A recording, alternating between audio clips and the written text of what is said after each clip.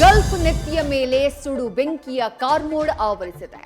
ಅತ್ಯಾಧುನಿಕ ಹತಿಯಾರ್ಗಳ ಮಿಂಚಿನ ದಾಳಿಗಳು ಇರಾನ್ನ ಸೀಳಿ ಹಾಕ್ತಾ ಇವೆ. ದೋಸ್ತಿ ಪಡೆ ಯುದ್ಧ ಆರಂಭದ ಮೊದಲ 36 ಗಂಟೆಯಲ್ಲಿ ಉಡಾಯಿಸಿದ್ದು 3000ಕ್ಕೂ ಹೆಚ್ಚು ಟಾರ್ಗೆಟ್. ಅಮೆರಿಕದ ಶಸ್ತ್ರಾಗಾರಗಳು ಯುದ್ಧೋಪಾದಿಯಲ್ಲಿ ಅಸ್ತ್ರಗಳನ್ನ ಸಿದ್ಧಪಡಿಸುತ್ತಿವೆ. ಯುದ್ಧ ಅಂದ್ರೆ ಗೆದ್ದವನು ಸೋತ, ಸೋತವನು ಸತ್ತ ಅಂತ. ಉಳಿವಿನ ಸಮರಕ್ಕೆ ನಿಂತ ಇರಾನ್ ಪಡೆ ಗಲ್ಫ್ ಕಂಟ್ರಿಗಳಿಗೆ ಕ್ಷಮೆ ಕೇಳಿ ಬಿಡುವಿಲ್ಲದೆ ಮಿಸೈಲ್ ಮಳೆ ಸುರಿಸಿದೆ. ಅಮೆರಿಕದ ನೆಲೆಗಳನ್ನ ಪುಡಿಗಟ್ಟಿ ಶರಣಾಗತಿ ಪ್ರಸ್ತಾಪವನ್ನ ತಿರಸ್ಕರಿಸಿ ಟ್ರಂಪ್ ನೌಕೆಯನ್ನೇ ಚೆಂಡಾಡಿದ್ದೇವೆ ಅಂತ ಹೇಳ್ಕೊಂಡಿದೆ. ಯುದ್ಧಕ್ಕೆ ರಷ್ಯಾ ಎಂಟ್ರಿಯ ಸುಳಿವು ಟ್ರಂಪ್ ನಿದ್ದೆ ಕದ್ದಿದೆ. ಕೊಲ್ಲಿ ದೇಶಗಳಿಗೆ ರಕ್ತವೇ ಅಭಿಷೇಕ.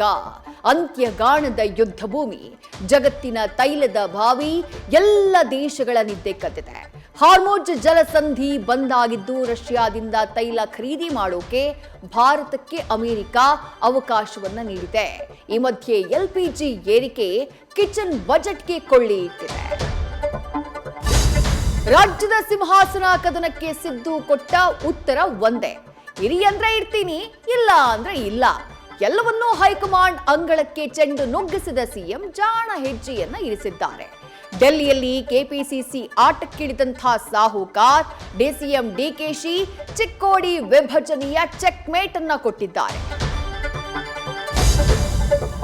ಜೆನ್ಜಿ ಕ್ರಾಂತಿಗೆ ಬೆಚ್ಚ ಬಿದ್ದಿದ್ದ ನೇಪಾಳ ಹೊಸ ನಾಯಕನ ಆಯ್ಕೆ ಮಾಡಿಕೊಳ್ತಾ ಇದೆ. ಪ್ರಧಾನಿ ರೇಸ್ನಲ್ಲಿ ರ್ಯಾಪರ್ ಎಂಟ್ರಿ ಆಗಿದೆ. ಪಾರ್ಲಿಮೆಂಟ್ ಎಲೆಕ್ಷನ್ನಲ್ಲಿ ಘಟಾನುಘಟಿಗಳನ್ನೇ ಮಣ್ಣು ಮುಕ್ಕಿಸಿದ ಬೆಂಗಳೂರು ನಂಟಿನ ಬಲೇಂದ್ರ ಶಾ ಹೊಸ ಯುಗಕ್ಕೆ ಮುನ್ನುಡಿಯನ್ನ ಬರೆದಿದ್ದಾರೆ. ನ್ಯೂಸ್ ಫಸ್ಟ್ ನಿರ್ಭೀತಿಯಿಂದ ನಿಮ್ಮ ಪರವಾಗಿ.